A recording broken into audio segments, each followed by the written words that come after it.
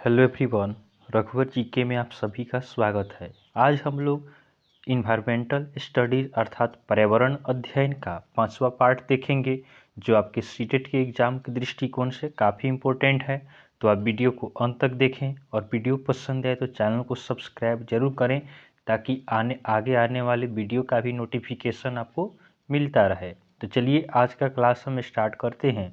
हमारा पहला प्रश्न है, अंतरिक्ष में सर्वाधिक समय तक रहने का रिकॉर्ड किनके नाम है? अंतरिक्ष में सर्वाधिक समय तक रहने का रिकॉर्ड किनके नाम है? ऑप्शन ए है कल्पना चावला, ऑप्शन बी है सुनीता विलियम्स, ऑप्शन सी है यूरी गागरिन, ऑप्शन डी है नील आर्मस्ट्रॉन्ग। तो अंतरिक्ष में सर्वाधिक समय तक रहने का रिकॉर्ड आपका सुनीता विलियम्स के पास है। तो ऑप्शन बी हमारा सही उत्तर होगा कि अंतरिक्ष में सर्वाधिक समय तक रहने का रिकॉर्ड किनके पास है? तो सुनीता विलियम्स के पास है। अगला प्रश्न है, हिमालय पर्वत में स्थित कौन सा राजमार्ग विश्व के सबसे ऊंचे सड़क मार्ग में से एक है? हिमालय पर्वत में स्थित कौन सा राजमार्ग विश्व के सबसे ऊंचे सड़क मार्गों में से एक है? तो ऑप्शन ए हमारा है उधमपुर कटरा राजमार्ग, उसके बाद मनाली से लेह राजमार्ग, ऑप्शन सी है जम्मू कटरा राजमार्ग, ऑप्शन डी है इनमें से कोई नहीं। तो हमारा सही उत्तर होगा ऑप्शन बी मनाली से लेह राजमार्ग। यह आपका क्या है? हिमालय पर्वत में स्थित राजमार्ग है, जो विश्व के सबसे ऊंचे सड़क मार्गों में से एक है। चलिए नेक्स्ट क्वेश्चन को देखते हैं। हमारा अगला प्रश्न है, निम्न में से कौन सा युग उभयचर जीव को बताता है? निम्न में से कौन सा युग उभयचर जीव को बताता है?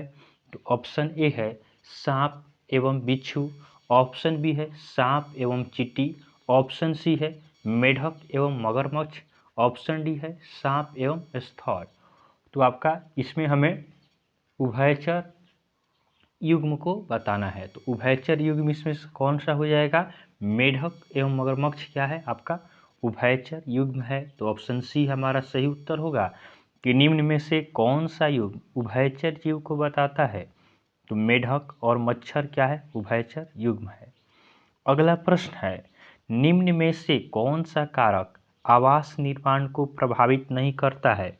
निम्न में से कौन सा कारक आवास निर्माण को प्रभावित नहीं करता है? इसमें हमें बताना है कि कौन सा कारक है जो आवास निर्माण को प्रभावित नहीं करता है। ऑप्शन ए है स्थान की भौगोलिक स्थिति। तो यह आपका प्रभावित करेगा कि वहाँ का स्थान का भौगोलिक स्थिति क्या है। ऑप्शन बी है व्यक्ति की सामाजिक स्थिति। तो सामाजिक स्थिति भी क्या करता है? आवास के निर्माण को प्रभावित करता है।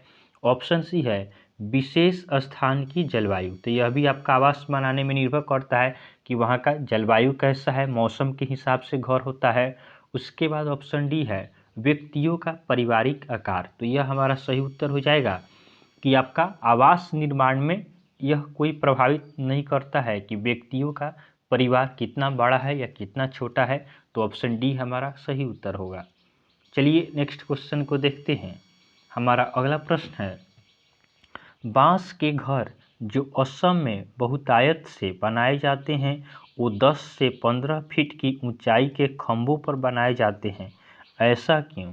तो बांस के घर जो आपका असम में बहुतायत बनाए जाते हैं वो 10 से 15 फुट की ऊंचाई के खंभों पर बनाए जाते हैं, ऐसा क्यों?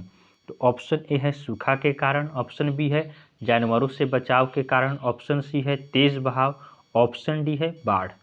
तो आप ध्यान देंगे कि खंभों पर घर कौन सा बनता है? खंभा पे घर ऐसा बनता है जहाँ पे आपका बाढ़ वाला इलाका हो, ताकि नीचे क्या रहेगा, नीचे आपका खंभा रहेगा तो खंभा से होकर नीचे पानी आपका बहता रहेगा और ऊपर आपका घर का घर भी रहेगा। तो यह आपका बाढ़ वाले इलाके में ऐसा घर बनाया जाता है। तो ऑप्शन डी हमारा सही उत्तर होगा। चलिए नेक्स्ट क्वेश्चन को देखते हैं।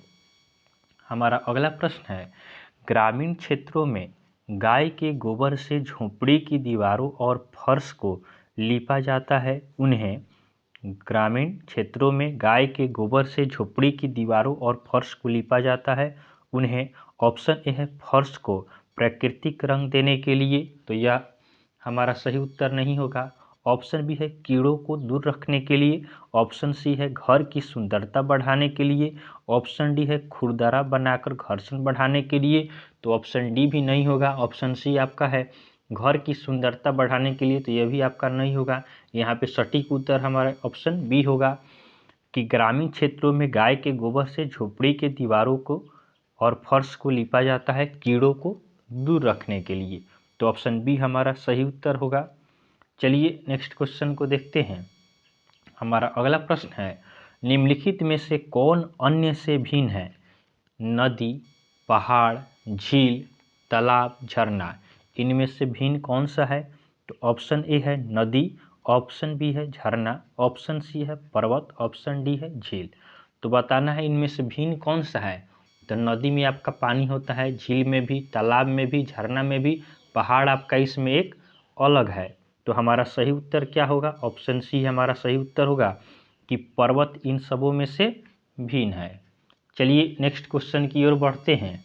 हमारा अगला प्रश्न है, धरती पर अलवण जल की उपलब्धता बहुत कम है।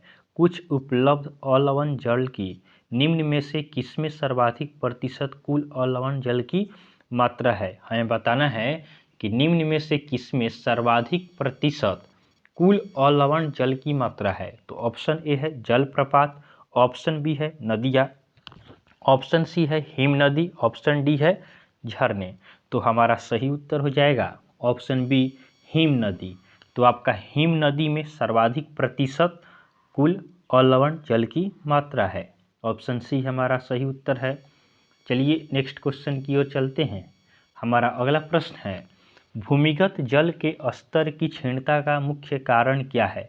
इसमें हमें बताना है कि भूमिगत जल की स्तर कम होती जा रही है, इसका कारण क्या है? तो ऑप्शन ए है नदियों का रुख बदल रहा है तथा बांध बनाए जा रहे हैं, तो यह भी आपका कारण नहीं है। ऑप्शन बी है वर्षा का कम होना, तो यह भी आपका प्रमुख कारण नहीं है। अन्य ऑप्शन को भी देखते हैं। ऑप्शन सी है वृक्षों का आवरण कम होना, ऑप्शन डी है सिंचाई हेतु ट्यूबवेल तथा हाथ पंपों का उपयोग होना।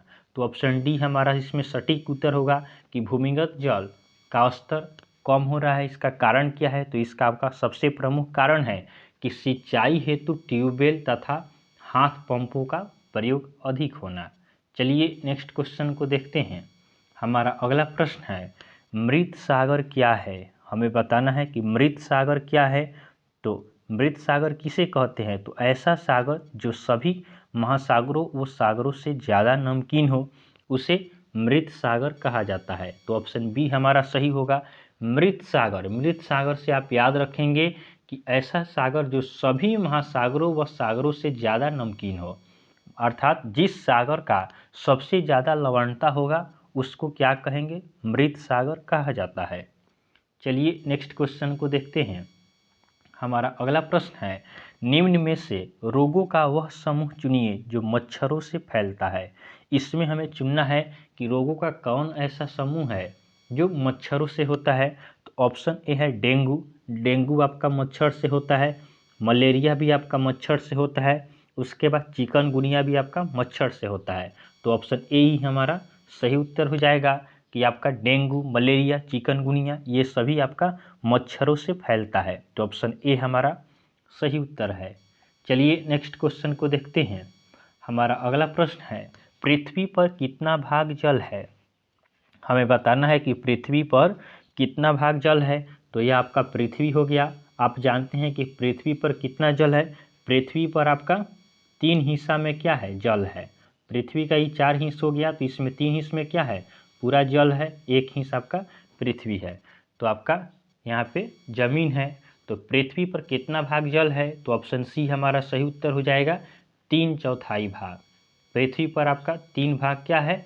3 भाग आपका जल है। तो 3/4 भाग, ऑप्शन सी हमारा सही उत्तर होगा। चलिए नेक्स्ट क्वेश्चन की ओर बढ़ते हैं।